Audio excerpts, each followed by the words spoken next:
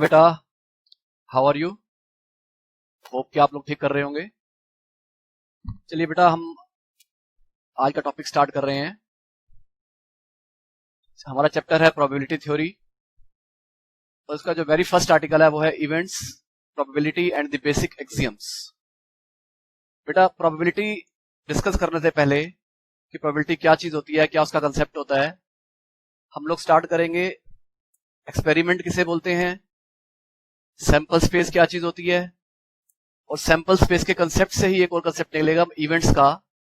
तो हम इवेंट्स के बारे में पढ़ेंगे और इवेंट्स की क्या क्या टाइप्स होती हैं वो पढ़ेंगे। क्योंकि बेटा, प्रोबेबिलिटी को अगर हम लोगों ने ठीक से समझना है, इस कंसेप्ट को अपने अंदर उतारना है, तो ये बड़ा जरूरी हो जाता है कि हमें इवेंट्स की नॉलेज होनी चाहिए, उनके बेसिक्स पता होने चाहिए, उनकी टाइप्स पता होने चाहिए, और उसके बेसिस पर ही हम लोग प्रोबेबिलिटी को ठीक से समझ पाएंगे।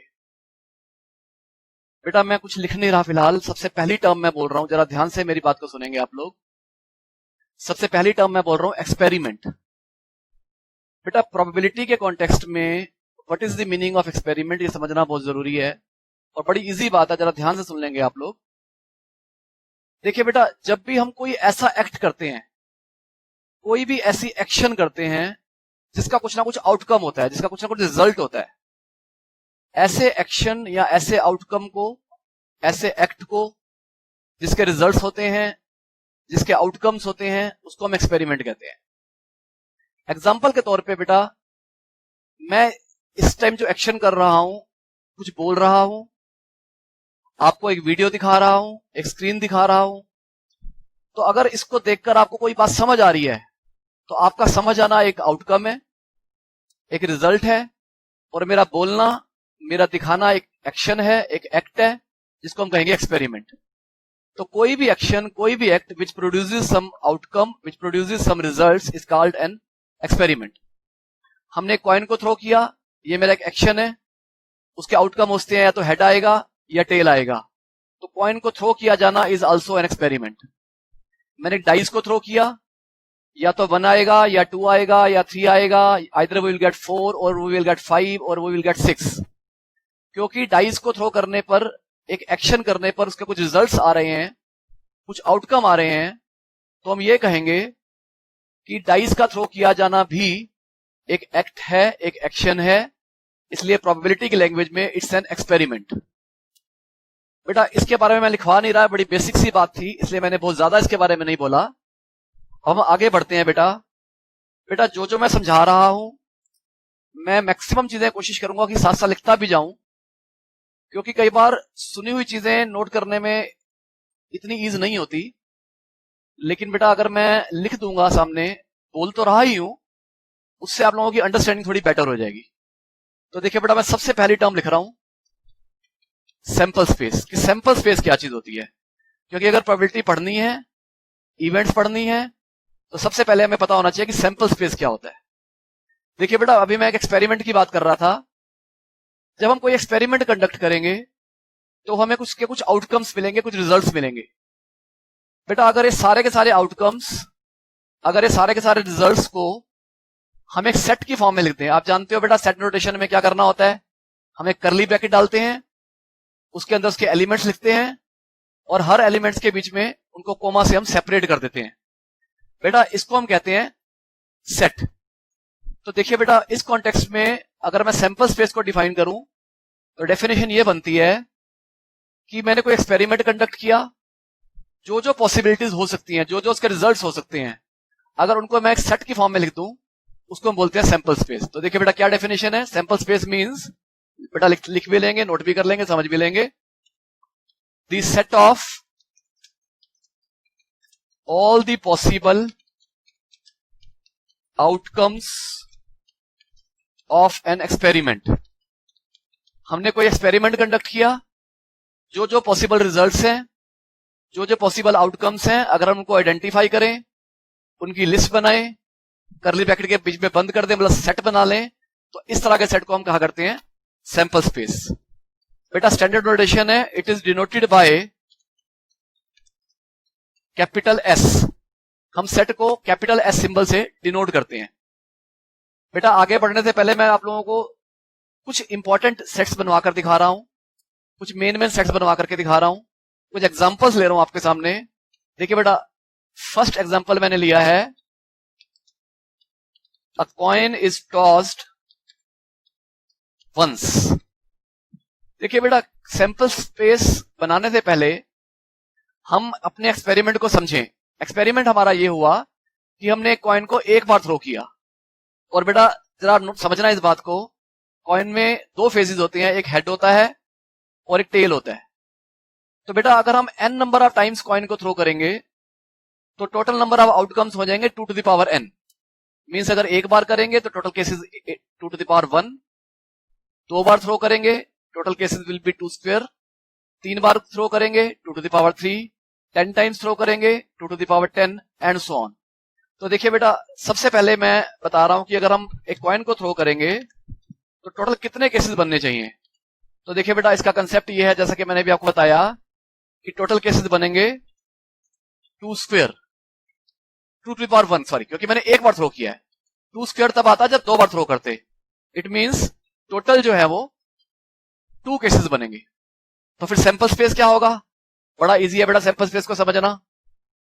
देखिए बेटा ध्यान से, सैंपल स्पेस क्या होगा। देखिए बेटा, मैंने बताया था सैंपल स्पेस को हम सिंबल एस से डिनोट करते हैं,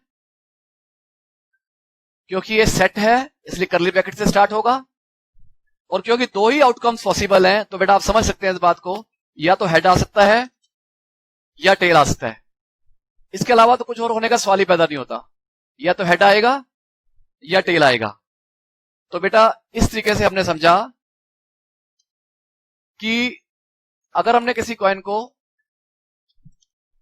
दो बार थ्रो किया तो टोटल केसेस मैंने बताया कि बनेंगे 2 टू द पावर 1, यानी कि 2 केसेस। और वो केसेस कौन कौन से होंगे? वो या तो हेड आ सकता है या टेल आ सकता है। और क्योंकि बेटा इसको मैंने सैंपल स्पेस को एक सेट की फॉर्म में लिखा है, तो सेट को ही बोलते हैं सैंपल स्पेस। तो बेटा ये हमारा पहला केस हो गया। इसी तरीके से बेटा नेक्स्ट केस देखेंगे। सपोज बेटा मैंने एक कॉइन को दो बार थ्रो किया, सपोज बेटा मैंने दो बार थ्रो किया, तो देखिए बेटा अब क्या होगा। अब मैं लिख रहा हूं a coin is tossed twice. देखिए बेटा मैं लिख नहीं रहा, लेकिन इस बात को समझ लेंगे। मैं बोलता हूं a coin is tossed twice, या मैं आपको ये बोलता हूं a pair of coins is tossed once. मतलब या तो एक कॉइन को दो बार थ्रो कर लो, या अपने हाथ में दो कॉइन्स का एक पेयर लो, उसको एक बार थ्रो कर लो। तो बेटा मैंने आपको बताया था कि कॉइन को n टाइम्स थ्रो करेंगे तो 2 to the power n cases बनेंगे। हमने 2 टाइम्स थ्रो किया है तो 2 स्क्वायर केसेस बनेंगे, और बेटा 2 स्क्वायर से हमारा मतलब हुआ 4 केसेस बनेंगे। तो 4 केसेस कौन कौन से होंगे? देखिए बेटा बड़ी ऑब्वियस सी बात है, जब हमने कॉइन को दो बार थ्रो किया, एक पॉसिबिलिटी ये है कि दोनों बार हेड आ जाएगा, एक पॉसिबिलिटी है कि पहले हेड आ जाएगा और फिर टेल आ जाएगा, दूसरी पॉसिबिलिटी है कि पहले टेल आ जाएगा और फिर हेड आ जाएगा, एंड लास्ट पॉसिबिलिटी इज कि दोनों के दोनों टेल्स आ जाएंगे। तो बेटा इस तरीके से आपने देखा कि 4 केसेस पॉसिबल है, और ये हमारा सैंपल स्पेस है। थर्ड केस समझते हैं बेटा। मान लीजिए कि हमने किसी कॉइन को थ्रो किया 3 बार, मतलब थ्राइस। बेटा पहले की तरह डिस्कस कर रहा हूं, एक कॉइन को 3 बार थ्रो करो या 3 कॉइन्स को यू थ्रो वंस, दोनों का एक ही मतलब है। Total cases this time will be 2 to the power 3, means 8 cases. और बेटा क्योंकि अब नंबर ऑफ केसेस बढ़ने शुरू हो गए हैं, तो अच्छा होगा कि हम चीजों को सिस्टम से समझें ताकि कोई गलती का स्कोप ना हो। तो देखिए बेटा हम चीजों को सिस्टम से समझें ताकि हमसे कोई गलती ना हो। हमने कॉइन को 3 बार थ्रो किया है और 8 केसेस बनेंगे। तो देखो बेटा सबसे पहला केस हो जाएगा कि हमने थ्रो किया तो पहला भी हेड मिला, दूसरा भी हेड मिला और तीसरा भी हेड मिला। अब देखिए बेटा अगर सिस्टमेटिकली लिखेंगे तो ये चांसेस नहीं होंगे हम किसी बात को भूल पाए। तो देखिए बेटा नेक्स्ट लाइन में मैंने लिखा हेड हेड टेल। मैंने क्या किया, लास्ट वाले हेड को टेल से रिप्लेस कर दिया। अब मैं टेल की पोजीशन को शफल करूंगा, अभी टेल लास्ट में है, फिर मैंने टेल को मिडल में ले लिया, और देखिए बेटा अब मैं क्या कर रहा हूं, अब मैं टेल को फर्स्ट पोजीशन में ले रहा हूं। तो मैंने लास्ट से स्टार्ट किया था, पहले पीछे से टेल फर्स्ट पोजीशन पे था, फिर पीछे से सेकंड पोजीशन पे आया, फिर पीछे से थर्ड पोजीशन पे आ गया। आगे बढ़ते हैं बेटा, आगे देखिए बेटा क्या करना है। बेटा अब तीनों टेल्स हो सकते हैं, हम लास्ट वाले टेल को हेड से रिप्लेस कर देते हैं, तो टेल टेल हेड, हेड की पोजीशन को शफल करेंगे तो टेल हेड टेल, और फिर शफल करेंगे तो हेड स्टार्टिंग में आ जाएगा, हेड टेल टेल। तो देखिए बेटा हम लोग इस तरीके से देख पा रहे हैं कि कैसे हम लोगों ने इसको डील करना है। तो बेटा इस तरीके से बड़े आराम से हमारे 8 केसेस बन गए हैं, हमें अपने दिमाग पे कोई ज्यादा जोर नहीं डालना पड़ता, बड़े इजीली हम लोगों ने समझ लिया कि कौन कौन से केसेस बनेंगे। बेटा कॉइन्स के कॉन्टेक्स्ट में बस मैं एक लास्ट केस ले रहा हूं, that a coin is tossed 4 times, a coin is tossed 4 times. बेटा as usual total number of cases would be 2 to the power 4, that is 16. तो देखिए बेटा इस बार वो केसेस कौन कौन से बनेंगे जरा समझेंगे बेटा इस बात को हम लोग। देखिए बेटा अब टोटल 16 केसेस बन रहे हैं, तो कैसे इन केसेस को हम लोगों ने डील करना है जरा बेटा ध्यान से इस बात को आप लोग देखिए। बेटा पहली पॉसिबिलिटी ये है कि all the 4 tosses will result in a head. Second possibility is कि लास्ट वाले हेड को हमने टेल से रिप्लेस कर दिया। अब बेटा मैं इसी केस को बार बार रिपीट करूंगा, बस इतना काम करूंगा कि टेल की पोजीशन को शफल करता जाऊंगा। पीछे से पहले टेल फर्स्ट पोजीशन पे था, अब पीछे से टेल सेकंड पोजीशन पे आ गया, अब पीछे से टेल थर्ड पोजीशन पे आ गया, और अब टेल पीछे से फोर्थ पोजीशन पे आ गया। बेटा यही प्रोसीजर मैं नेक्स्ट कॉलम में रिपीट कर रहा हूं। ऑल आर टेल्स, लास्ट के टेल को मैंने हेड बना दिया, अब इसकी पोजीशन को मैं सिंपली शफल करता जाऊंगा। अब हेड सेकंड पोजीशन पे आ जाएगा, फिर शफल करूंगा तो हेड पीछे से थर्ड पोजीशन पे आ जाएगा, फिर शफल करूंगा तो हेड पीछे से फोर्थ पोजीशन पे आ जाएगा। देखिए बेटा अभी तक हमने जो डिस्कस किया उसमें या तो चारों हेड थे या चारों टेल थे, या 3 चीजें एक टाइप की और एक चीज अलग टाइप की। लेकिन बेटा आप समझना ऐसा एक भी केस अभी तक कवर नहीं हुआ जिसमें 2 चीजें एक टाइप की हों और 2 चीजें दूसरी टाइप की हों। फॉर एग्जाम्पल 2 हेड और 2 टेल। तो देखिए बेटा क्या क्या पॉसिबिलिटी बन सकती हैं। पहली पॉसिबिलिटी ये कि स्टार्टिंग के दोनों हेड और बाद के दोनों टेल। नेक्स्ट स्टार्टिंग के दोनों टेल, बाद के दोनों हेड। देखो बेटा इस सीक्वेंस में हम लोगों ने अभी तक ऑल्टरनेट को कवर नहीं किया कि पहले एक चीज फिर दूसरी, फिर पहली चीज फिर दूसरी। तो हेड टेल, ये हमने हेड से स्टार्ट किया, अब हम टेल से स्टार्ट करते हैं, टेल हेड। अब बेटा हमने ऐसा केस नहीं लिया कि आसपास हेड हो और बीच में दोनों टेल्स हो, या आसपास टेल्स हो और बीच में दोनों हेड हो। तो देखिए बेटा इस तरीके से हम लोगों ने जब इन चीजों को अपडेट किया तो हमने देखा कि बड़ी इजीली हम लोगों ने 16 केसेस को समझ लिया। बेटा अगर हम रट्टा मारने की कोशिश करेंगे या अगर हम ये सोचें कि जो दिमाग में आता है उसको लिख दो, तो क्या होगा बेटा, या तो हमें 16 केसेस याद नहीं आएंगे या गलती से हम किसी केस को दोबारा लिख देंगे और हमें पता ही नहीं चलेगा कि हमने क्या किया है। तो बेटा अच्छा रहेगा कि हम सिस्टम से चलें। मैंने क्या किया था, पहले सारे हेड लिए, फिर लास्ट के हेड को टेल से रिप्लेस कर दिया, फिर इसको सेकंड पोजीशन पे ले गया, फिर थर्ड पोजीशन पे ले आया, फिर फोर्थ पोजीशन पे ले आया। ऐसे ही फिर मैंने सारे टेल्स लिए, फिर टेल लास्ट वाली टेल को मैंने हेड बना दिया, फिर उस हेड को पीछे से सेकंड पोजीशन में लाया, पीछे से थर्ड पोजीशन में लाया, पीछे से फोर्थ पोजीशन में लाया। और बेटा लास्ट वाले कॉलम में आप जो 6 केसेस देख रहे हैं इनमें सभी केसेस में 2 हेड हैं और 2 टेल हैं, बस पोजीशन का फर्क है। फर्स्ट केस में हमने क्या किया, पहले दोनों हेड रख दिए, उसके बाद टेल्स। सेकंड केस में दोनों टेल्स दोनों हेड, फिर अल्टरनेट कर दिया हेड से शुरू करके, फिर अल्टरनेट किया टेल से शुरू करके, फिर आसपास हेड बीच में दोनों टेल, और फिर आसपास टेल बीच में दोनों हेड।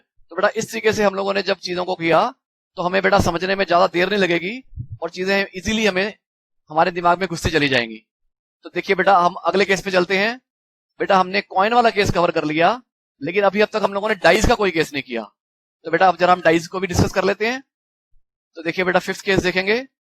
सपोज हमने डाइस को थ्रो किया। डाइस आप समझते हैं बेटा, शकुनी मामा वाली डाइस जिसमें 6 केसेस होते हैं, 1 2 3 4 5 6। A dice is thrown once. बेटा डाइस जैसे कॉइन में 2 केसेस होते हैं, टोटल 2 फेजेस होते हैं, ऐसे ही डाइस में टोटल 6 फेजेस होते हैं। तो total cases with be 6 to the power 1 means 6। तो देखिए बेटा पॉसिबिलिटी हो जाएंगी 1 2 3 4 5 एंड 6। बस बेटा डाइस में हम एक केस और बना लेते हैं सिर्फ, जिसमें हम लोग कवर कर रहे हैं a dice is tossed twice. Once again बेटा कॉइन की तरह मैं ये भी कह सकता हूं a dice is tossed twice, या मैं ये भी कह सकता हूं a pair of dice is thrown once. मतलब या तो एक डाइस को 2 बार थ्रो कर लो, या 2 डाइस का एक पेयर हाथ में लो और एक ही बार उसको थ्रो कर लो। Total cases would be 36। चलिए बेटा इस चीज को अब आगे समझते हैं। देखिए बेटा क्योंकि 36 केसेस हैं तो अब हमें थोड़ा सा और ध्यान से इसको समझना होगा।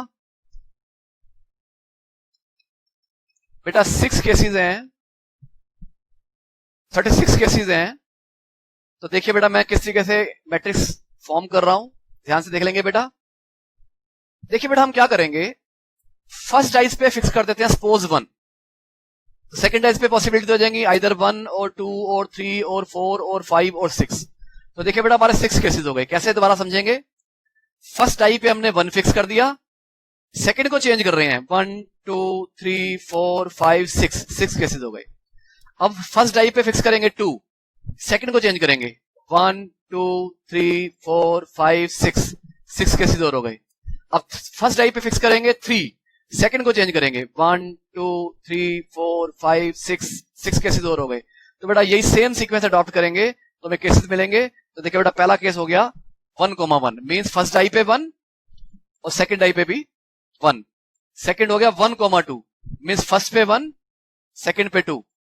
नेक्स्ट हो गया 1,3 फर्स्ट पे 1 सेकंड पे 3। 1,4 फर्स्ट पे 1 सेकंड पे 4। 1,5 और बेटा इसी तरीके से 1,6। अब देखिए बेटा एक और बात समझेंगे, एग्जाम में हमारे पास इतना टाइम नहीं होता कि हम इतना डिटेल में चीजों को लिखना शुरू करें।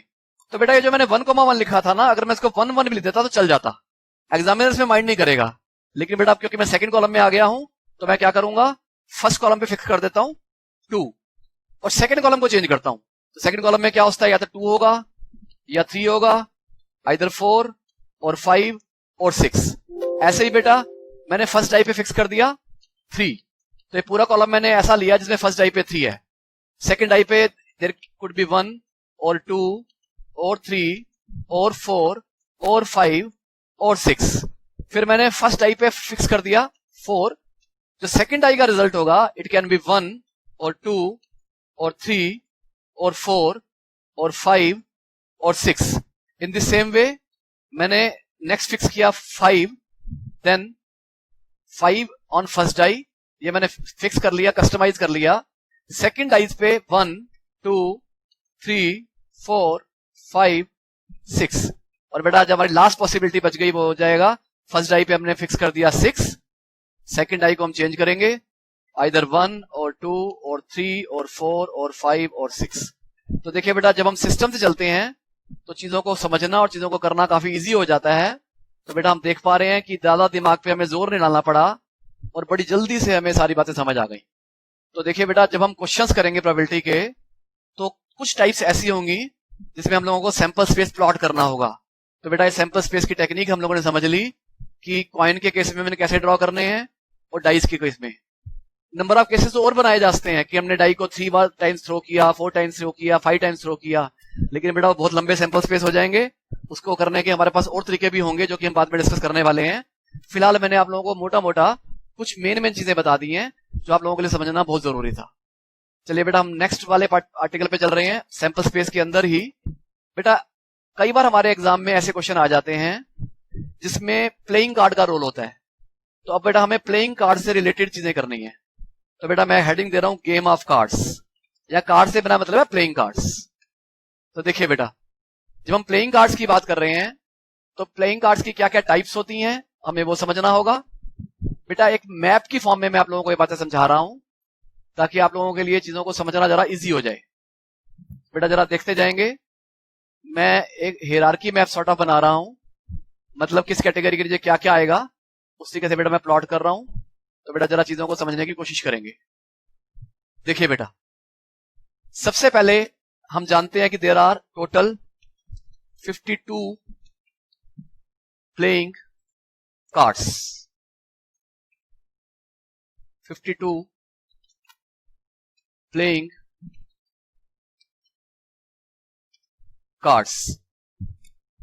अब देखिए बेटा, प्लेइंग कार्ड्स में actually everything is absolutely symmetrical. Symmetrical से मतलब क्या है बेटा, हम सब जानते हैं कि प्लेइंग कार्ड में दो तरह के कलर्स होते हैं, हाफ कार्ड रेड कलर के होते हैं और हाफ कार्ड ब्लैक कलर के होते हैं। और 52 का हाफ करेंगे तो हमें मिल जाएगा 26। तो देखिए बेटा, मैंने इसकी दो कैटेगरीज बना दी। 26 cards would be red in colour and remaining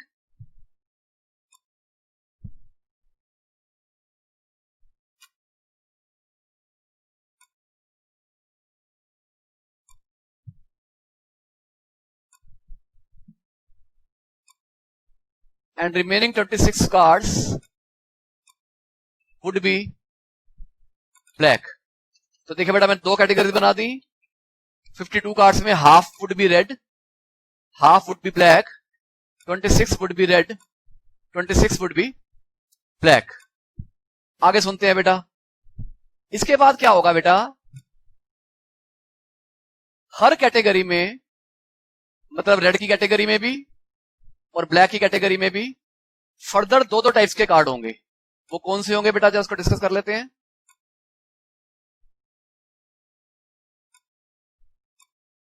देखिए बेटा, इन 26 कार्ड्स में भी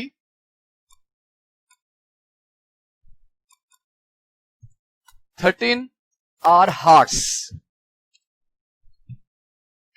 मींस इन कार्ड्स पे हार्ट जैसी शेप बनी होगी।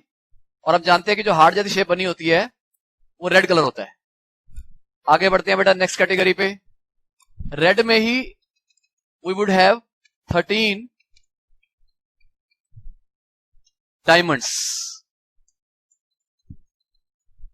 ऐसे ही बेटा हम ब्लैक को समझने की कोशिश करते हैं। जैसे हम लोगों ने पढ़ा कि रेड में दो कैटेगरीज हैं, 13 हार्ट्स, 13 डायमंड्स। ब्लैक में भी दो कैटेगरीज हैं, 13 are spades and 13 are clubs.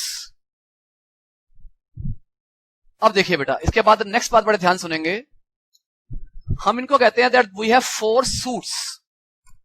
We have 4 suits. Suits means hearts, diamonds, spades and clubs. बेटा अगर हमसे कोई ये कह दे कि ये बताओ कि कितने सूट्स होते हैं, तो हम कहेंगे कि 4 सूट्स होते हैं। कौन कौन से होते हैं? हार्ट्स होते हैं, डायमंड्स होते हैं, स्पेड्स होते हैं और क्लब्स होते हैं। मींस कभी कभी हमारे क्वेश्चन में क्वेश्चन आ जाएगा, 4 cards are drawn from a pack.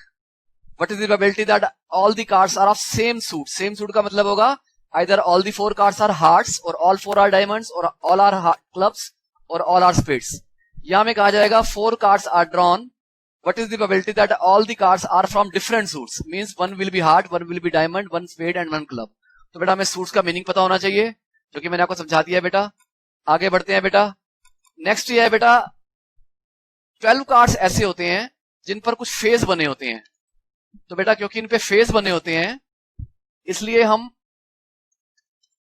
Cards की लैंग्वेज में इनको बोलते हैं, या प्रोबेबिलिटी की लैंग्वेज में हम इनको बोला करते हैं that these are the face cards. That these are the face cards. वो फेस कार्ड्स कौन कौन से होते हैं बेटा, जरा समझते हैं बेटा। 4 होते हैं किंग्स, 4 होती हैं क्वींस,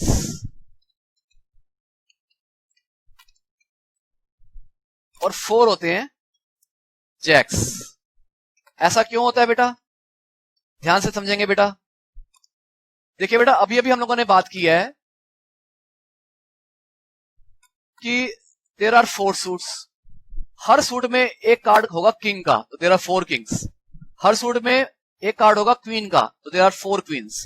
हर सूट में एक कार्ड होगा जैक का, सो देयर आर 4 जैक्स। बेटा जैक को हम हिंदी में बोलते हैं गुलाम। अगर आप लोगों ने कभी प्लेइंग कार्ड्स खेले हो और हिंदी में अगर हमने सुना हो इन चीजों के नाम को, तो हम लोग बोला करते हैं गुलाम बेगम बादशाह। गुलाम मतलब जैक, बेगम मतलब क्वीन और जैक मतलब किंग। और हर सूट में एक किंग होगा तो देयर विल बी 4 किंग्स, हर सूट में एक क्वीन होगी तो 4 क्वींस, हर सूट में there will be only 1 jack तो देयर आर 4 जैक्स। तो इस तरीके से बेटा हम लोगों ने प्लेइंग कार्ड्स के बारे में समझा, क्योंकि जब हम सैंपल स्पेस की बात करेंगे और जब हम क्वेश्चंस की बात करेंगे तो बेटा हमें कार्ड्स की कॉन्फ़िगरेशन के बारे में पता होना चाहिए कि किस किस तरह के कार्ड्स होते हैं, क्योंकि ये बातें पता होंगी तभी हम चीजों को बेटा आगे समझ पाएंगे। चलिए बेटा सैंपल स्पेस समझ लिया हम लोगों ने। सैंपल स्पेस के बाद बेटा एक बड़ा इंपॉर्टेंट आर्टिकल है इवेंट्स की। इवेंट क्या होती है? जैसा कि मैंने आपको बेटा पहले बताया कि अगर हम लोगों ने प्रोबेबिलिटी को इफेक्टिवली समझना है, सिर्फ चीजों को रट्टा नहीं मारना, तो पता होना चाहिए कि एक्सपेरिमेंट किसे बोलते हैं, सैंपल स्पेस क्या चीज है, इवेंट्स किसे कहते हैं, ये सारी बातें पता होनी चाहिए। और इतना ही नहीं कि इवेंट्स क्या होती हैं, हमें इवेंट्स की टाइप्स के बारे में भी पता होने चाहिए। तो देखिए बेटा मैं एक एक करके इन सारी चीजों को जरा डिफाइन करना शुरू करता हूं बेटा कि इवेंट का मतलब क्या होता है। बेटा देखिए बेटा हमने अभी अभी डिस्कस किया था सैंपल स्पेस के बारे में। फॉर एग्जांपल ये एक सैंपल स्पेस है। देखिए बेटा एक सैंपल स्पेस का सबसेट, सबसेट का मतलब होता है एक ऐसा set all whose elements are contained in a particular sample space. तो बेटा अगर मैं इस बात को फिर से रिपीट करूं, अगर मैं किसी सैंपल स्पेस की बात करूं तो सैंपल स्पेस का जो सबसेट होता है उसको हम कहते हैं इवेंट। तो हम इवेंट के बारे में कैसे डिफाइन करेंगे? An event is a subset of the sample space. तो बेटा लिखना शुरू करेंगे, an event is a subset of the sample space. An event is a subset of the sample space which is generally denoted by capital English alphabets. Capital English alphabets. For example, we could use the symbol capital A or capital B or capital C and so on. देखिए बेटा हम सब जानते हैं कि every set is a set of itself. Is a subset of itself. It means sample space itself is an event because sample space is a subset of itself. और sample space के subset को ही हमने नाम दिया था event। तो इसका मतलब sample space itself is a event। ऐसे ही बेटा हम लोगों ने पढ़ा हुआ है 11th क्लास के set theory में that an empty set or a null set is a subset of every set। तो इसका मतलब ये हुआ कि अगर एक ऐसा सेट हमें मिला, एक ऐसी इवेंट मिली जिसके अंदर कोई एलिमेंट नहीं है, मतलब अगर वो एम्प्टी सेट है, नल सेट है, तो वो भी एक इवेंट ही कहलाएगी। उसको हम नल इवेंट या एम्प्टी इवेंट बोलेंगे। क्यों? क्योंकि एम्प्टी सेट भी किसी सैंपल स्पेस का या किसी सेट का सबसेट होता है। तो देखिए बेटा हमने कैसे डिफाइन किया, इवेंट मतलब किसी सैंपल स्पेस का सबसेट। आई थिंक कि बेटा आप लोगों को ये बात क्लियर हो गई होगी।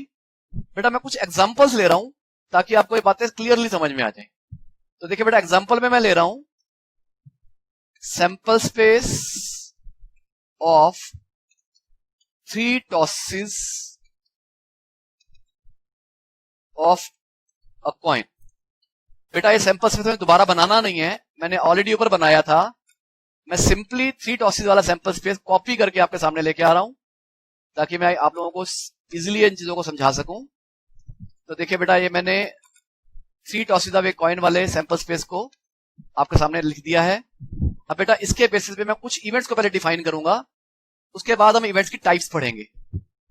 देखिए बेटा मैं अभी आपको कह रहा था कि किसी सैंपल स्पेस का सबसेट, सबसेट का मतलब क्या? एक ऐसा set all whose elements are contained in the sample space. तो बेटा उसको हम कहा करते हैं सबसेट। तो देखिए बेटा मैं कुछ सेट डिफाइन कर रहा हूं आपके सामने, जरा समझेंगे बेटा कि मैं किस तरीके से इन चीजों को डिफाइन कर रहा हूं। देखिए बेटा मैंने आपको बताया था कि सबसेट को या इवेंट को हम कैपिटल इंग्लिश अल्फाबेट से डिनोट करते हैं। बेटा मैंने सबसे पहले एक सेट लिया, सबसेट लिया जिसको मैंने लिखा कैपिटल ए। कैपिटल ए क्या है बेटा? ये हमारे सैंपल स्पेस का एक सबसेट है। सैंपल स्पेस में हम देख रहे हैं कि देयर आर 8 एलिमेंट्स और सबसेट में देयर इज ओनली 1 एलिमेंट जो सैंपल स्पेस का मेंबर भी है, तो ये हमारा सबसेट है। बेटा जरा ध्यान सुन लेंगे बेटा, ये जो सेट ए है इस इवेंट को अगर हम वर्ड्स में बोलना चाहें तो कैसे बोलेंगे, जरा इस बात को भी समझ लेंगे बेटा।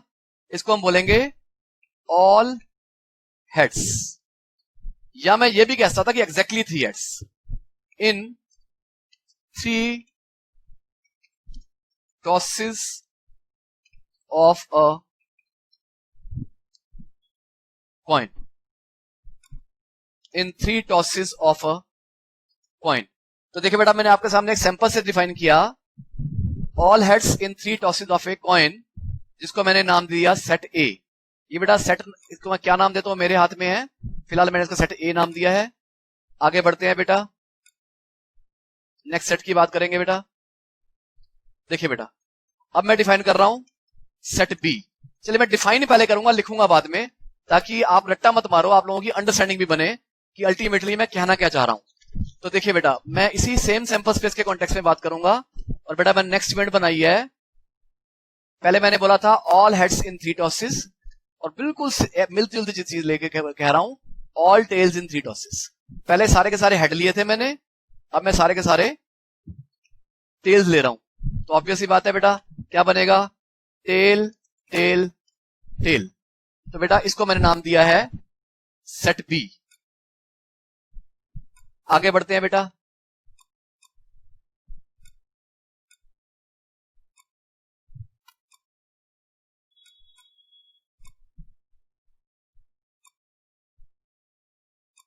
देखिए बेटा मैं एक और सेट बना रहा हूं, सेट सी। देखिए बेटा सेट सी मैं पहले डिफाइन करूंगा और फिर उसके बाद हम इसको फॉर्म करना शुरू करेंगे। तो देखिए बेटा मैं क्या लिख रहा हूं, the event that 2 heads occur. बेटा इस बार हमें चाहिए एग्जैक्टली 2 हेड्स, इस बार हमें चाहिए एग्जैक्टली 2 हेड्स। तो बेटा अगर हम अपने सैंपल स्पेस को देखना शुरू करें बेटा, तो अगर हम सिर्फ फर्स्ट वाले केस को छोड़ दें, इसके नीचे लिखा है हेड हेड टेल, इसमें एग्जैक्टली 2 हेड्स हैं, इसके नीचे head tail head exactly 2 heads हैं, इसके नीचे tell head tell exactly 2 heads हैं। तो फर्स्ट कॉलम के जो लास्ट के 3 केसेस हैं, head head tail, head tail head, tail head head, ये बेटा ये सारे के सारे जो केसेस हैं वो इसको क्वालिफाई करते हैं, the event that 2 heads occur. तो बेटा इसको हमने नाम दे दिया है इवेंट सी। तो बेटा इस तरीके से मैं कुछ इवेंट्स आपके सामने डिफाइन कर रहा हूं, क्योंकि बहुत जरूरी है कि हम चीजों को समझ के करें। देखिए बेटा नेक्स्ट इवेंट में ले रहा हूं, जिसको मैं नाम दे रहा हूं इवेंट डी। देखिए बेटा मैं इसमें क्या लिख रहा हूं, the event that more than 4 heads occur, event that more than 4 heads occur. तो देखिए बेटा ऐसा तो कोई केस ही नहीं है कि there are more than 4 heads. तो इसका मतलब ये होगा कि अब हमारा जो सबसेट बनेगा वो एम्प्टी सेट होगा, उसके अंदर एक भी एलिमेंट नहीं होगा। क्यों? क्योंकि मोर देन 4 हेड्स तो पॉसिबल ही नहीं है, तो इम्पॉसिबल सी बात है। तो देखिए बेटा एम्प्टी सेट को डिनोट करने का तरीका होता है करली ब्रैकेट डालो, उसके अंदर उसको ब्लैंक छोड़ दो, और दूसरा तरीका होता है कि फाई का सिंबल बना दो। बेटा दोनों में से कोई भी सिंबल यूज किया जा सकता है, इनको हम बोलते हैं एम्प्टी सेट या नल इवेंट। तो देखिए बेटा ऐसी इवेंट को हमने डिफाइन किया जो ये कह रही थी कि there should be more than 2 heads. वो तो कभी पॉसिबल ही नहीं है, कभी हो ही नहीं पाएगा। तो इसका मतलब ये हुआ कि हमारे सैंपल स्पेस में से ऐसा एक भी केस नहीं निकला। तो इसको हमने नाम दिया बेटा नल सेट और एम्प्टी सेट। नेक्स्ट एग्जांपल देख लेंगे बेटा, मैं नेक्स्ट एग्जांपल क्या ले रहा हूं, ध्यान से देख लीजिए बेटा। नेक्स्ट एग्जांपल में एक और इवेंट बना रहा हूं, जिसको मैंने इस बार नाम दिया है बेटा इवेंट ई। तो देखिए बेटा कुछ भी लिया जा सकता है, लेकिन मैं अभी एग्जैक्टली ये लिख रहा हूं कि the event that more than that 2। अब मैं हेड्स की जगह ले रहा हूं टेल्स। देखिए बेटा मैंने बोला द इवेंट दैट 2 टेल्स अकर। तो देखिए बेटा सेकंड वाले कॉलम के जो लास्ट के 3 केसेस हैं, इन केसेस में एग्जैक्टली 2 टेल्स हैं। तो देखिए बेटा क्या क्या बन जाएगा, tail tail head, tail head tail, head tail tail. तो बेटा इस तरीके से ये हमारी इवेंट ई बन गई है। चलिए बेटा एनीवे मैंने आप लोगों को कुछ एग्जांपल्स दिए हैं, मैं फिर से एक बार समझा रहा हूं। इवेंट का मतलब होता है it is a subset of the sample space, जिसको हम आमतौर पे कैपिटल इंग्लिश अल्फाबेट से डिनोट करते हैं। मैंने एक एग्जांपल लिया जिसमें मैंने 3 टॉसेस को थ्रो किया था। ये उसका सैंपल साइज बना दिया मैंने, जो हमने पहले ही समझा हुआ था, जस्ट मैंने कॉपी किया है। फिर मैंने कुछ इवेंट डिफाइन करी है। पहली इवेंट मैंने डिफाइन किया है ऑल हेड्स, सेकंड मैंने डिफाइन किया है ऑल टेल्स, नेक्स्ट डिफाइन किया है event that 2 heads occur. D को मैंने बोला है मोर देन 4 हेड्स, जिसमें एक भी केस नहीं होगा। और ई को मैंने बोला है दैट देयर आर 2 टेल्स। तो इस तरीके से बेटा मैंने ए बी सी डी ई 5 तरह की इवेंट्स आपके सामने रखी हैं। बेटा ये सब चीजें हमें इवेंट्स की टाइप्स को समझने में हेल्प करेंगी। अगर मैं बेटा आपको एग्जांपल ना देता, डायरेक्टली टाइप समझानी शुरू कर देता, तो आप सब कुछ आपके सिर के ऊपर से निकल जाता, कुछ समझ ना आता। इसलिए मैंने एग्जांपल से शुरुआत की है। अब आप लोगों को इवेंट्स की टाइप समझने में आसानी होगी। तो लिखिए बेटा, टाइप्स ऑफ इवेंट्स। इवेंट्स की क्या क्या टाइप्स होती हैं, एक एक करके बेटा मैं वो सारी टाइप्स आपके सामने डिस्कस करने वाला हूं। बेटा लिखते जाएंगे, और लेकिन लिखने से पहले बेटा समझना जरूरी है, क्योंकि हमने रट्टा नहीं मारना, हमने चीजों को समझना है। सुनिए बेटा मैं क्या बोल रहा हूं। सबसे पहले बेटा मैं आपको ये बोल रहा हूं, सिंपल इवेंट एक ऐसी event which contains only 1 element. मैं रिपीट कर रहा हूं बेटा, एक ऐसी event which contains exactly 1 element, उसको हम कहते हैं सिंपल इवेंट। बेटा अपने एग्जांपल्स पे जाएं तो इवेंट ए में सैंपल स्पेस का सिर्फ एक ही आउटकम आ रहा है, head head head. Event B में सैंपल स्पेस का सिर्फ एक ही आउटकम आ रहा है, टेल टेल टेल। तो इवेंट ए और इवेंट बी दोनों सिंपल इवेंट्स हैं, क्योंकि सिंपल इवेंट का मतलब होता है कि ऐसी event which contains exactly 1 element. तो चलिए बेटा लिखना शुरू करते हैं इस बात को। लिखिए बेटा, सबसे पहले नोट कर लीजिए, सिंपल इवेंट। बड़ी सिंपल डेफिनेशन है क्या? N event containing only 1 element. अब देखिए बेटा, अब आप समझ गए होंगे कि मैंने टाइप समझाने से पहले आप लोगों को एग्जांपल्स क्यों दिए थे। वो इसलिए कि अब मैंने आपको जो सिंपल इवेंट पढ़ाया तो आपके दिमाग में एकदम से घुस गया होगा कि इवेंट ए भी सिंपल इवेंट है, इवेंट बी भी सिंपल इवेंट है, because both this events contain exactly 1 element. तो देखिए बेटा, for example events A and B. क्यों? क्योंकि इन दोनों इवेंट्स के अंदर देयर इज एग्जैक्टली 1 एलिमेंट। चलिए बेटा आगे बढ़ते हैं, नेक्स्ट टाइप पढ़ते हैं बेटा। देखिए बेटा, नेक्स्ट टाइप मैंने लिखा कंपाउंड इवेंट। क्या लिखा देखिए बेटा मैंने, पिछली बार मैंने लिखा था सिंपल इवेंट, इस बार मैं बोल रहा हूं कंपाउंड इवेंट। बड़ी सिंपल बात है बेटा, सिंपल इवेंट मतलब जिसके अंदर एक ही एलिमेंट हो, कंपाउंड इवेंट मतलब जिसमें 2 या 2 से ज्यादा एलिमेंट हो। तो एन इवेंट कंटेनिंग 2 और मोर एलिमेंट्स।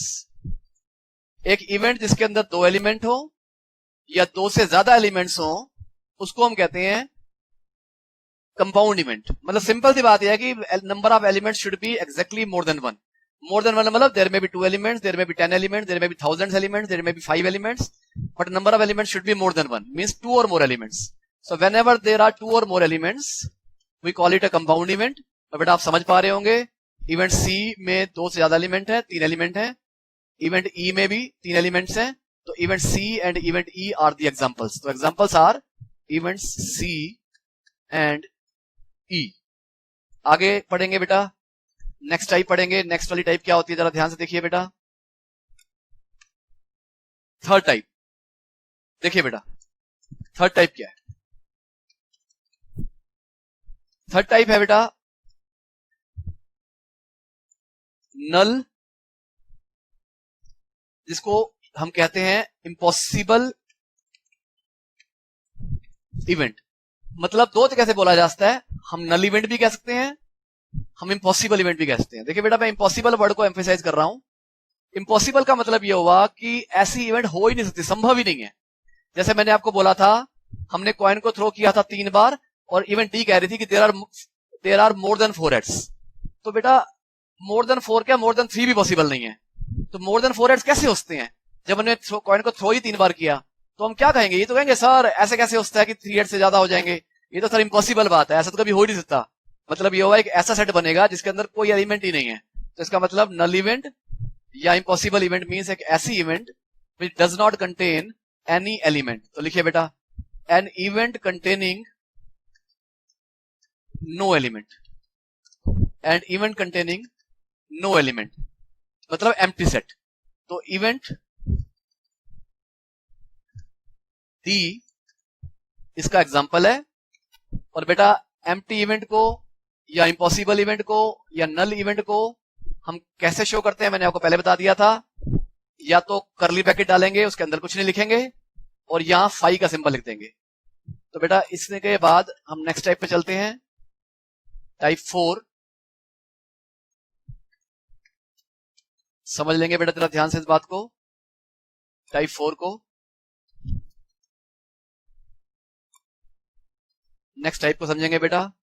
देखिए बेटा नेक्स्ट टाइप मैं डिफाइन कर रहा हूं, इक्वली लाइकली इवेंट्स। देखो बेटा हमें ना क्लियरली समझ आ रहा है, वर्ड्स की लैंग्वेज से समझ आ रहा है। इक्वली लाइकली, लाइकली मतलब जिनका लाइकलीहुड बराबर है, लाइकलीहुड बराबर मतलब जिनके होने का चांस बराबर है, जिनके होने की पॉसिबिलिटी बराबर है। और अगर हम इस चैप्टर के कॉन्टेक्स्ट से बात करें तो वो इवेंट्स जो जरूरी नहीं है कि सेम इवेंट्स हो, जरूरी नहीं है कि इक्वल इवेंट्स हो, लेकिन उनकी प्रोबेबिलिटी बराबर हो, उनको हम कहते हैं इक्वली लाइकली इवेंट। जैसे बेटा ध्यान से देखिए, सैंपल स्पेस इन पांचों इवेंट के लिए सेम है। इवेंट सी में भी तीन पॉसिबिलिटीज बन रही हैं, और इवेंट ई में भी 3 पॉसिबिलिटीज बन रही हैं, और टोटल पॉसिबिलिटीज 8 है। तो बेटा अगर हम बेसिक सी प्रोबेबिलिटी भी जानते हो, अगर टोटल पॉसिबिलिटीज 8 हो और हमारे फेवर में 3 केसेस हो, तो प्रोबेबिलिटी हो जाएगी 3/8। तो इवेंट सी की प्रोबेबिलिटी भी 3/8 हो जाएगी, इवेंट 4 ई की प्रोबेबिलिटी भी 3/8 हो जाएगी। हालांकि इवेंट सी और इवेंट ई सेम नहीं है, इक्वल इवेंट्स नहीं है, लेकिन दोनों की प्रोबेबिलिटी बराबर है। तो ऐसी इवेंट्स जिनके होने के चांसेस बराबर हो, जिनके होने की प्रोबेबिलिटी बराबर हो, बेटा उनको हम लोग कहा करते हैं इक्वली लाइकली इवेंट्स। तो देखिए बेटा, these are the events whose probabilities of occurrence या probability of happening are equal। जिन इवेंट्स के होने की संभावना, जिन इवेंट्स के होने के चांस, जिन इवेंट के होने की प्रोबेबिलिटी बराबर हो, भले ही वो इवेंट सेम हो या ना हो, उनको हम कहा करते हैं बेटा equally likely events. For example events C and E. कैसे? देखिए बेटा, इवेंट सी में 3 पॉसिबिलिटीज है, टोटल पॉसिबिलिटीज 8 है, प्रोबेबिलिटी हो जाएगी 3/8। इवेंट ई की प्रोबेबिलिटी भी हो जाएगी 3/8। हालांकि सी और ई इवेंट्स वैसे अलग अलग है, लेकिन दोनों के चांसेस बराबर है, दोनों के होने की प्रोबेबिलिटी बराबर है, इसलिए बेटा हमने इनको नाम दे दिया है equally likely events. Next type समझेंगे बेटा, नंबर 5, ध्यान से देखेंगे बेटा। 5th टाइप बेटा मैं बोल रहा हूं, मैं इसी को कॉपी कर लेता हूं ताकि मैं इसी में चेंज कर दूंगा। बेटा 5th टाइप में बोल रहा हूं म्यूचुअली एक्सक्लूसिव इवेंट्स। बेटा म्यूचुअली एक्सक्लूसिव इवेंट्स को हम एक और नाम भी दे सकते हैं, और डिसजॉइंट इवेंट्स। तो बेटा भले ही हम म्यूचुअली एक्सक्लूसिव इवेंट्स बोलें, भले ही हम डिसजॉइंट इवेंट्स बोलें, एक ही मतलब है। बेटा अगर आप लोगों को सेट थ्योरी थोड़ी सी भी याद हो, आप लोगों ने 11th क्लास में पढ़ी थी, तो वो इवेंट्स होती हैं जिनको हम डिसजॉइंट इवेंट्स कहते हैं, which do not possess any element in common. मतलब वो 2 इवेंट्स या वो 3 इवेंट्स, मतलब एनी नंबर ऑफ इवेंट्स 2 और more in which there is no element in common are called disjoint events और म्यूचुअली एक्सक्लूसिव इवेंट्स। तो बेटा प्रोबेबिलिटी के कॉन्टेक्स्ट में इस बात को हम ऐसे बोलेंगे कि if 2 or more events have nothing in common, or we can say if 2 or more events cannot occur at the same time, or if we say 2 or more events cannot happen together, cannot occur simultaneously, are called mutually exclusive events। तो लिखिए बेटा, these are the events which cannot occur together। These are the events which cannot occur together, or we can say these are the events which cannot occur simultaneously, और we can say if one of the events occurs the second event must not occur, can not occur, it is impossible that the second will occur. कैसे भी बोल सकते हैं बेटा, बोलने के तरीके अलग अलग होते हैं, मतलब सबका एक ही है। These are the events which cannot occur at the same time, which cannot occur simultaneously, which cannot occur together। बेटा अगर हम इवेंट सी को देखें और इवेंट ई को देखें तो देखिए बेटा, इवेंट सी में और इवेंट ई में हम देख रहे हैं ऐसा कोई एलिमेंट नहीं है जो दोनों के अंदर कॉमन हो, ऐसा कोई एलिमेंट नहीं है।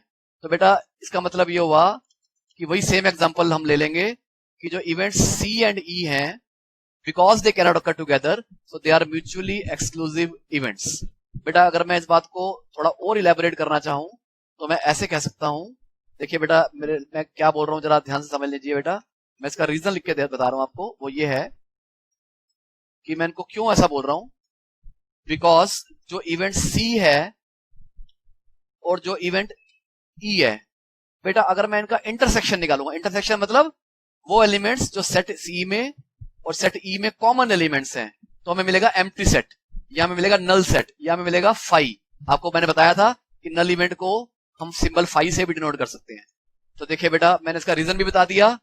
इवेंट सी एंड ई इसलिए म्यूचुअली एक्सक्लूसिव इवेंट्स हैं, इवेंट सी एंड ई इसलिए डिसजॉइंट इवेंट्स हैं because they can not occur at the same time, means क्योंकि इन दोनों इवेंट्स में कुछ भी ऐसा नहीं है जो कॉमन हो, और जिन इवेंट्स में कुछ कॉमन नहीं होता, the events which do not share anything in common are known as mutually exclusive events or disjoint events. ठीक है बेटा, आगे बढ़ते हैं बेटा, अगली टाइप सीखते हैं। नेक्स्ट टाइप सुनिए बेटा, नेक्स्ट टाइप है बेटा एग्जॉस्टिव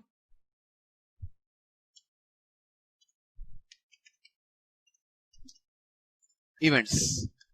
एग्जॉस्टिव इवेंट्स, देखिए बेटा मान लो मैं आपको ये कहता हूं कि there are a few number of events, means there are 2 events or there are 3 events or there are 4 events, there are a few events। और अगर मैं आपको ये कहूं कि one of these events must occur in an experiment, मतलब इन events में से किसी ना किसी इवेंट को तो होना ही पड़ेगा। अगर मैंने कोई एक्सपेरिमेंट कंडक्ट किया और वो इवेंट्स की बात कर रहा हूं जिनको मैं एग्जॉस्टिव इवेंट्स कह रहा हूं, अगर मैं आपको ये कहूं कि इनमें से किसी ना किसी इवेंट को तो होना ही होगा, one of these events definitely must occur, तो फिर मैं ये कहूंगा that these are the exhaustive events. बेटा एक बार लिख लेते हैं, मैं आपको थोड़ा और इलेबोरेट कर दूंगा इस बात को एग्जांपल देकर के, एक बार समझ लेते हैं बेटा। तो लिखो बेटा, 2 or more events are said to be exhaustive if at least one of them must occur। if at least one of them must occur। देखो बेटा मैं डे टू डे लाइफ से आपको एक एग्जांपल देता हूं। बेटा एज्यूम करता हूं कि कोई आदमी है, वो 3 भाई बहन है, एक वो खुद है, लेट अस से उसका नाम ए है, एक उसका एक और ब्रदर है उसका नाम बी है, लेट अस एज्यूम उसकी एक सिस्टर भी है और वो सी है। मैं एज्यूम कर रहा हूं कि there are 3 brother sister, 2 brothers हैं ए एंड बी, एक सिस्टर है सी। उनके फादर से किसी ने पूछा कि जरा अपने बच्चों के नाम बताओ, तो उसने बोला मेरे बच्चों का नाम है ए, एक का नाम है बी, एक का नाम है सी। सामने वाले ने फिर पूछा sir is this list exhaustive, मतलब वो एक पूछना चाह रहा है कि क्या सब कुछ कवर कर लिया, कुछ भूल तो नहीं गए, कुछ छोड़ तो नहीं दिया, हैव यू कवर्ड एवरीथिंग। तो कहेगा yes I have covered everything. इसका मतलब उसने सामने वाले को दिया एग्जॉस्टिव लिस्ट। एग्जॉस्टिव लिस्ट का मतलब यह हुआ कि कुछ इवेंट्स हैं, अगर उनको कंबाइन कर दिया जाए, अगर उनका यूनियन ले लिया जाए तो आपको मिल जाएगा सैंपल स्पेस। मैंने क्या बताया बेटा, अगर कुछ इवेंट्स हैं, उन इवेंट्स का अगर हम यूनियन बना दें तो बेटा डेफिनेटली हमें मिल जाएगा सैंपल स्पेस। तो बेटा जरा मैं वापस अपने एग्जांपल्स पे आता हूं, जरा ध्यान से देखिए बेटा। मैंने इवेंट ए की बात की जिसमें 3 हेड थे, मैंने इवेंट बी की बात करी जिसमें 3 टेल्स थे, मैंने इवेंट सी की बात करी जिसमें फर्स्ट कॉलम के लास्ट 3 केसेस थे, मैंने इवेंट ई की बात की जिसमें सेकंड कॉलम के लास्ट 3 केसेस थे। इट मींस बेटा अगर मैं event A event B, event C और इवेंट ई। अगर मैं इन चारों का यूनियन कर दूं तो ऑब्वियसली बात है हमें सैंपल स्पेस मिल जाएगा। और अगर कुछ इवेंट्स का यूनियन बनाने पे हमें सैंपल स्पेस मिल जाए तो हम यही बोलेंगे that these events are exhaustive. तो बेटा इस एग्जांपल को जरा लिख लेते हैं या पहले समझ लेते हैं। लिखिए बेटा, the union of such elements always gives the sample space. मतलब इन इवेंट्स को बेटा इवेंट एलिमेंट्स नहीं लिखेंगे, इवेंट्स लिखेंगे। अगर इन इवेंट्स का मैं यूनियन ले लूं तो हमेशा हमें सैंपल स्पेस मिलेगा। तो इसका मतलब यह हो गया hence events A, B, C and E are. फिर नोट कर लेना बेटा, इवेंट ए में सारे हेड हैं, इवेंट बी में सारे टेल हैं, इवेंट सी में ये 3 एलिमेंट हैं और इवेंट ई में सेकंड कॉलम के लास्ट के 3 एलिमेंट्स हैं। इसका मतलब ये हुआ कि अगर मैं इन 3 इवेंट्स का यूनियन ले लूं तो they will be exhaustive. Hence events A, B, C and E are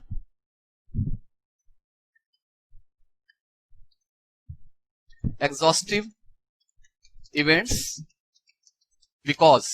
reason भी लिख लेते हैं बेटा इस बात का, कोई दिक्कत नहीं है रीजन लिखने में, बड़ा इजी बात है बेटा। Because A union B union C union E is equal to sample space. तो अगर कुछ इवेंट्स एग्जॉस्टिव होंगी वाकई ही तो उनका अगर हम यूनियन ले लेंगे तो डेफिनेटली हमें सैंपल स्पेस मिलेगा। तो बेटा मैंने आप लोगों को एक्सपेरिमेंट के बारे में बताया, सैंपल स्पेस के बारे में बताया, सैंपल स्पेस के कुछ एग्जांपल्स डिस्कस किए। इसके बाद बेटा मैंने आप लोगों से इवेंट्स डिस्कस की, इवेंट्स के कुछ एग्जांपल्स लिए, इवेंट्स की कुछ टाइप्स डिस्कस कर ली। बेटा ये सारी चीजें जब हमें अच्छे से समझ आ जाती हैं तो प्रोबेबिलिटी को समझना, प्रोबेबिलिटी को पढ़ना हमारे लिए कंपैरेटिवली काफी इजी काम हो जाता है। तो बेटा इस बैकग्राउंड के साथ अब मैं नेक्स्ट आर्टिकल पे आऊंगा जिसमें हम लोग समझेंगे कि प्रोबेबिलिटी क्या चीज होती है और उसके एक्सियम्स क्या होते हैं। एक्सियम्स क्या होता है बेटा मैं अभी आपसे डिस्कस करने वाला हूं, डोंट वरी अबाउट दैट। पहले हम एक एक करके चीजों को आगे बढ़ाते चले जाएं क्योंकि बेटा धीरे धीरे चीजें समझी जाती हैं। जल्दबाजी में समझेंगे, जल्दी जल्दी क्लास को खत्म करने की कोशिश करेंगे तो हमें कई सारी चीजें मिस कर बैठेंगे। तो इसलिए हम धीरे धीरे हर चीज को समझेंगे बेटा। सबसे पहले बेटा मैं डिफाइन कर रहा हूं कि प्रोबेबिलिटी क्या चीज होती है, उसके बाद हम एक्सियम्स के बारे में बात करेंगे। प्रोबेबिलिटी क्या होती है ध्यान समझेंगे बेटा। बेटा सैंपल स्पेस हम लोगों ने ऑलरेडी डिफाइन कर लिया, इवेंट्स की टाइप्स हम लोगों ने ऑलरेडी डिफाइन कर ली। तो बेटा इसके बाद तो प्रोबेबिलिटी बड़ी इजी हो गई। अगर एक सैंपल स्पेस है एस और उसके साथ एसोसिएटेड अगर एक इवेंट है, लेट अस से उसका नाम है ई, तो बेटा इवेंट ई की जो प्रोबेबिलिटी होगी वो होगी number of elements contained in event ई। अगर मैं इसी इवेंट ई की बात कर लूं तो हम देख रहे हैं बेटा इवेंट ई कंटेन्स 3 एलिमेंट्स। और अगर मैं इसी सैंपल स्पेस की बात करूं तो हम देख रहे हैं कि जो सैंपल स्पेस है हम देख पा रहे हैं इट कंटेन्स 8 एलिमेंट्स। तो बेटा अगर हम number of elements in the event divided by number of elements in the sample space कर देंगे तो हमें प्रोबेबिलिटी मिल जाएगी। बेटा हमें प्रोबेबिलिटी की डेफिनेशन आई थिंक क्लियर होगी। मैंने आपको एक्सपेरिमेंट समझाया, कोई भी act which produces some results, अगर सारे रिजल्ट्स या आउटकम्स की लिस्ट बना दे तो मिलता है सैंपल स्पेस, सैंपल स्पेस का कुछ सबसेट बना दे तो मिलती है इवेंट। इवेंट सिंपल होगी अगर उसके अंदर एक ही एलिमेंट होगा, इवेंट कंपाउंड होगी अगर उसके अंदर 2 या से ज्यादा एलिमेंट्स होंगे, इवेंट को हम नल या इम्पॉसिबल इवेंट बोलेंगे अगर उसमें एक भी एलिमेंट नहीं होगा। उसके बाद मैंने आपको कुछ बेसिक डेफिनेशंस फिर और बताई हैं जो मैं ऑलरेडी डिस्कस कर चुका हूं, मैं बार बार नहीं उन चीजों के बारे में बता रहा हूं। तो लिखिए बेटा, if E is an event associated with sample space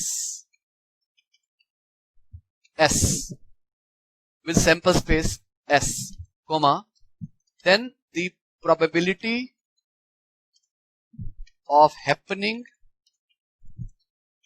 of event A। बेटा मैं इस बात को थोड़ा सा बोल्ड करके लिख रहा हूं। probability of happening of event A is given by event A के अक्कर होने की प्रोबेबिलिटी क्या होगी, मैं वो आपसे डिस्कस करना चाह रहा हूं, is equal to number of elements in event E divided by number of elements in the sample space. Number of elements in event E divided by number of elements in the sample space. बेटा इसी same बात को अगर मैं थोड़ी आसान भाषा में और वर्ड्स में बोलना चाहूं तो मैं ऐसे भी कहता हूं, number of cases favouring E divided by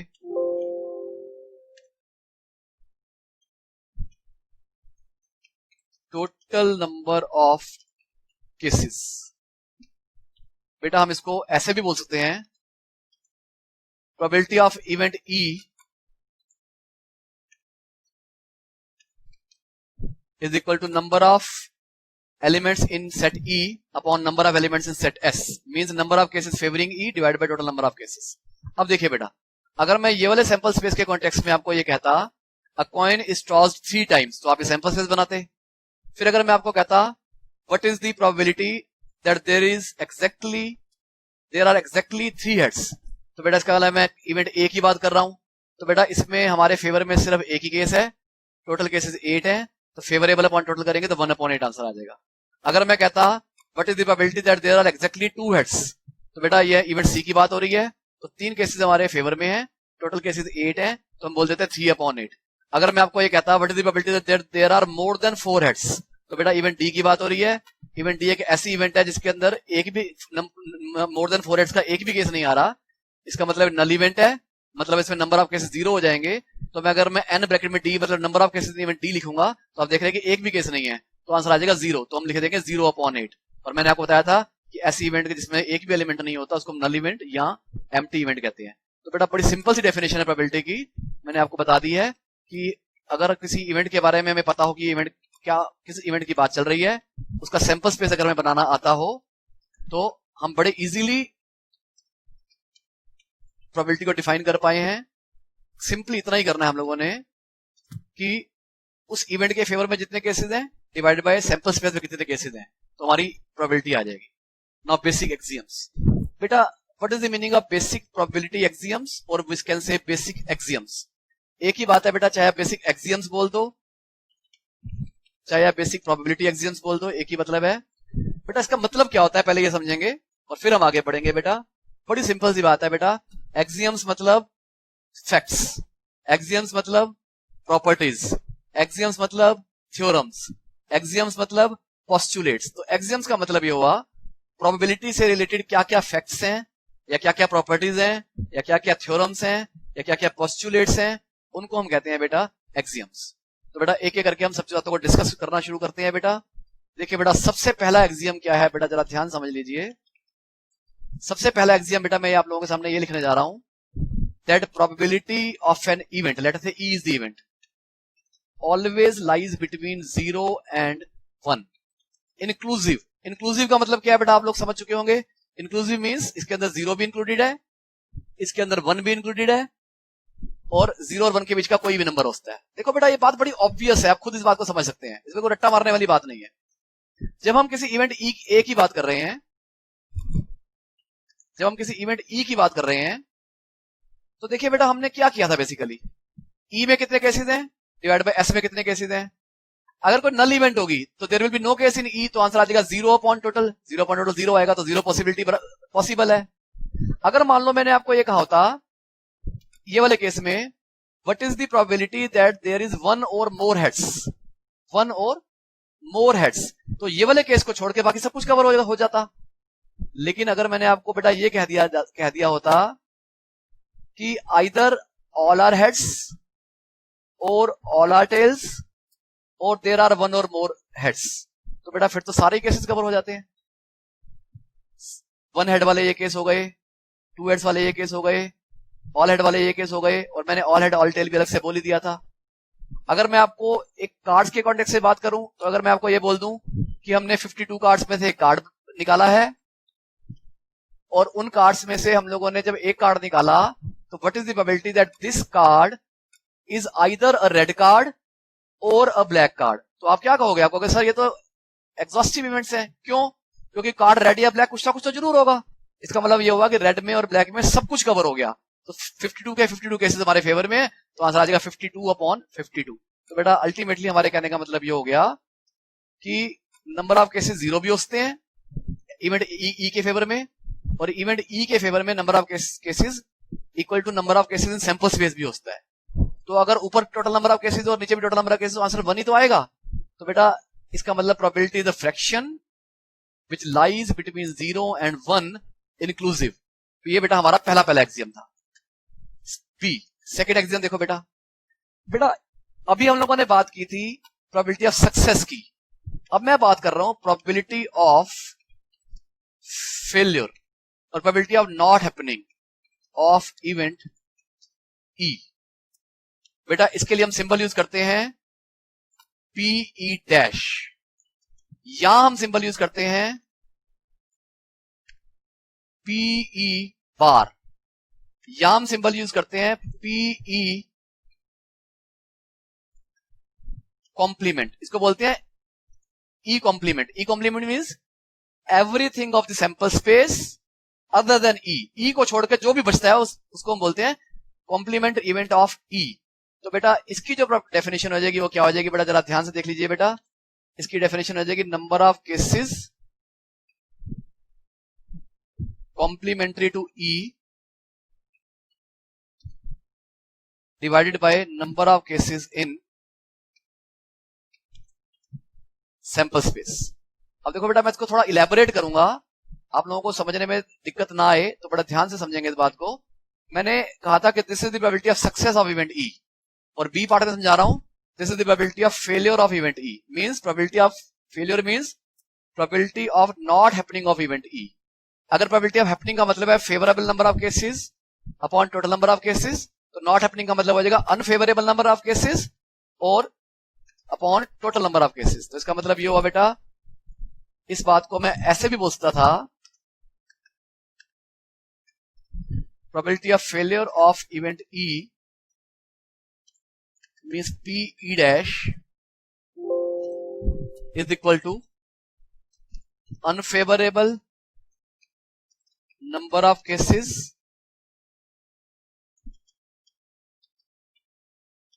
divided by total number of cases. तो बेटा इसको तो हम इस तरीके से भी बोलते थे, favourable number of cases divided bye unfavourable number of cases divided by total number of cases. देखो बेटा इसी पर बेस्ड हमारी नेक्स्ट एक्सियम है, जरा ध्यान से समझने की कोशिश करेंगे बेटा, बड़ी आसान सी चीज है। देखिए बेटा मैंने क्या किया, मैंने प्रोबेबिलिटी ऑफ ई में probability of E dash add कर दिया, means probability of success plus probability of failure. तो बेटा ये हमारी थर्ड एक्सियम है कि सक्सेस और फेलियर की प्रोबेबिलिटी का टोटल हमेशा 1 के इक्वल आएगा। Probability of success plus probability of failure will always be equal to 1। बेटा क्या रीजन है इसके पीछे, बड़ा समझने की कोशिश करेंगे तो बड़ी आसान सी बात है। क्या रीजन होता है इसके पीछे बेटा, जरा ध्यान से देखिए बेटा। Probability of success plus probability of failure. Success का मतलब है favourable cases upon total cases, इसमें ऐड करेंगे probability of failure means unfavourable cases upon total cases. अब देखिए बेटा जब हम दोनों को ऐड करेंगे तो हमें मिल जाएगा favourable upon total plus unfavourable upon total. Total will be the LCM, ऊपर आ जाएगा favourable plus unfavourable upon total. और बेटा जब हम ऐसा करेंगे, मैं आपको देखो बेटा लिख के दिखा रहा हूं ताकि कोई कंफ्यूजन ना रहे किसी भी तरह का, पूरी अंडरस्टैंडिंग हमारी बन जाए, इसलिए मैं इस बात को लिखकर बता रहा हूं आपको। देखिए बेटा क्या होने वाला है, ध्यान से देखिए बेटा। इज इक्वल टू, मैं बिल्कुल शॉर्ट में लिखूंगा, favourable upon total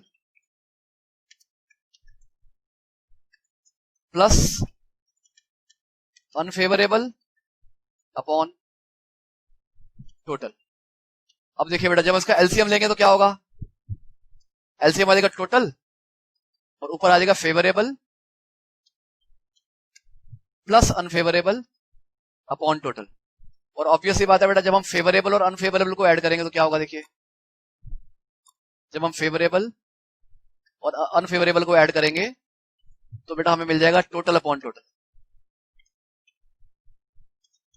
total upon total. और बेटा जब टोटल को टोटल से डिवाइड करेंगे तो ऑब्वियसली आंसर है हमारा जो है वो 1 ही तो आएगा।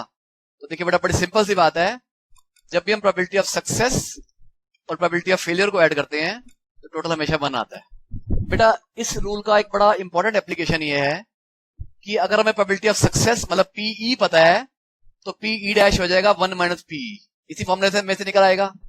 और अगर हमें प्रोबेबिलिटी ऑफ फेलियर यानी कि पीई डैश पता है तो इसी फॉर्मूले में से निकल आएगा P E, P E will be equal to 1 minus P E dash. तो बेटा बड़ा इंपॉर्टेंट इसका एप्लीकेशन है। सक्सेस की प्रोबेबिलिटी पता है तो probability of failure would be equal to 1 minus probability of success. अगर हमें फेलियर की प्रोबेबिलिटी पता है तो probability of success will be equal to 1 minus probability of failure. बस बेटा एक चीज मैं आप और करवा रहा हूं तो फिर हम आज वाली लेक्चर को कंक्लूड करेंगे और क्वेश्चंस हम नेक्स्ट लेक्चर में कंटिन्यू करेंगे। देखिए बेटा, प्रोबेबिलिटी ऑफ 5 मैंने आपको बताया था, बोलते हैं नल सेट को। तो बेटा आप समझ गए होंगे, मतलब probability of 5 means number of elements in empty set या number of elements in null set divided by number of elements in sample space is equal to 0। क्यों? क्योंकि हम सब जानते हैं बेटा, नल सेट मतलब एक ऐसा सेट जिसके अंदर कोई एलिमेंट है ही नहीं, और जब कोई एलिमेंट है ही नहीं तो फिर आंसर तो 0 ही आएगा। तो नंबर ऑफ एलिमेंट्स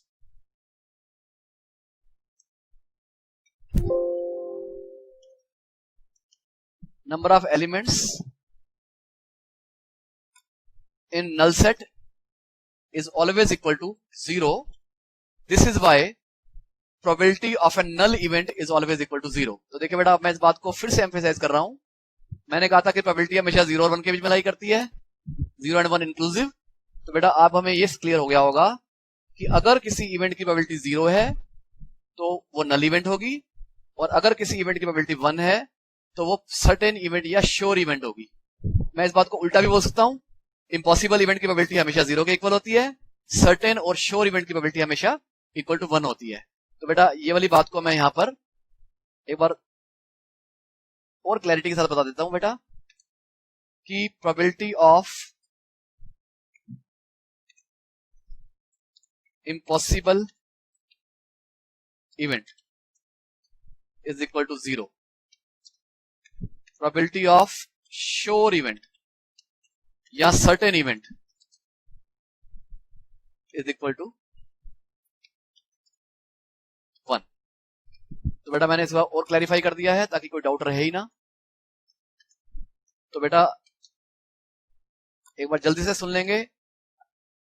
इस क्लास में, इस लेक्चर में हम लोगों ने एक्सपेरिमेंट को डिस्कस किया, सैंपल स्पेस को डिस्कस किया, सैंपल स्पेस की टाइप्स पढ़ी, सैंपल स्पेस बनाने का तरीका क्या होता है वो डिस्कस किया, गेम ऑफ कार्ड्स के बारे में पढ़ा, इवेंट किसे बोलते हैं, इवेंट की टाइप्स पढ़ी, प्रोबेबिलिटी को डिफाइन किया और प्रोबेबिलिटी के बेसिक एक्सियम्स को समझा।